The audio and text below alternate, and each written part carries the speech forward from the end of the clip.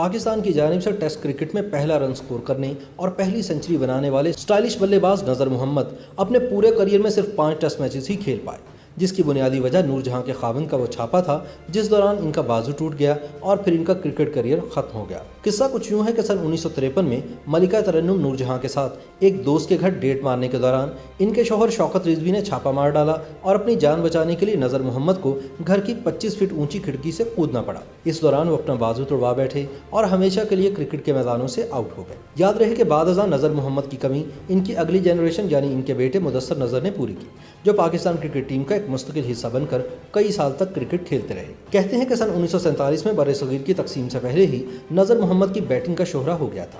نذر محمد کا شمار ان سٹائلش بلے بازوں میں ہوتا تھا جو بالرز کو بالکل خاطر میں نہیں لاتے تھے اور ہمیشہ اپنے نیچرل انداز میں کھیلتے تھے۔ سن 1952 میں پاکستان کرکٹ ٹیم کو ٹیسٹ سٹیٹس ملا تو امید تھی کہ اسے نذر محمد کے تجربے اور صلاحیت سے بہت فائدہ ہوگا۔ حنیف محمد کی دریافت سے انہیں ایک اچھا اوپننگ پارٹنر بھی میسر آ گیا تھا۔ سن 1952 میں پاکستان کرکٹ ٹیم دورہ ہندوستان پر روانہ ہوئی۔ دہلی کے فیروز شاہ کوٹلہ اسٹیڈیم میں پاکستان ٹیم نے اپنا پہلا ٹیسٹ کھیلا۔ اپنے ملک کی طرف سے نذر محمد نے پہلی گیند کھیلی، پہلا رن بنایا، لیکن میچ پاکستان ہار گیا۔ پھر لکھنؤ میں ہونے والا دوسرا میچ پاکستان ایک اننگ سے جیت گیا اور یوں ٹیسٹ کرکٹ میں اپنی پہلی کامیابی حاصل کی۔ نذر محمد نے پاکستان کی طرف سے پہلی ٹیسٹ سنچری بنانے کا اعزاز حاصل کیا اور پھر بیٹ بھی کیری کیا۔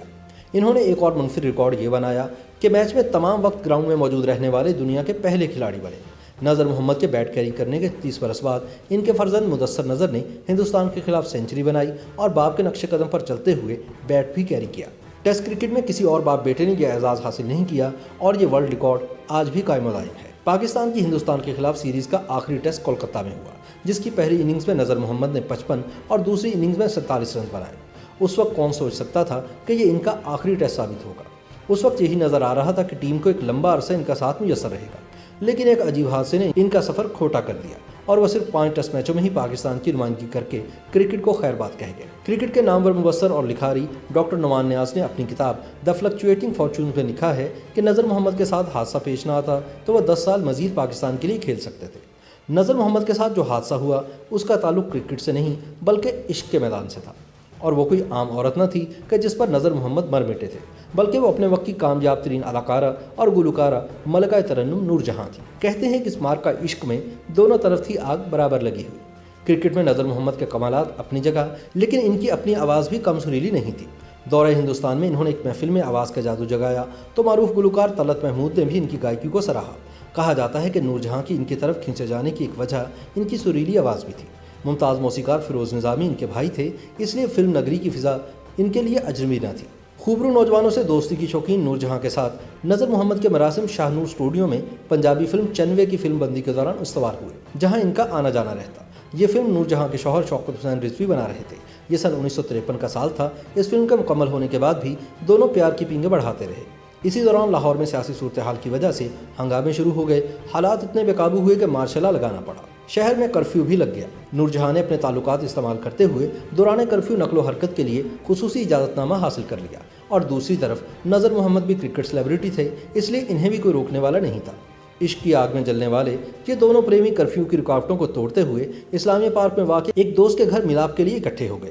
اس ملاپ کی سنگن شوکت حسین رضوی کو بھی تھی۔ اپنے ذرائع سے یہ بات کنفرم کر لینے کے بعد انہوں نے اپنی بیوی کے عاشق پر فیصلہ کن وار کرنے کا فیصلہ کیا۔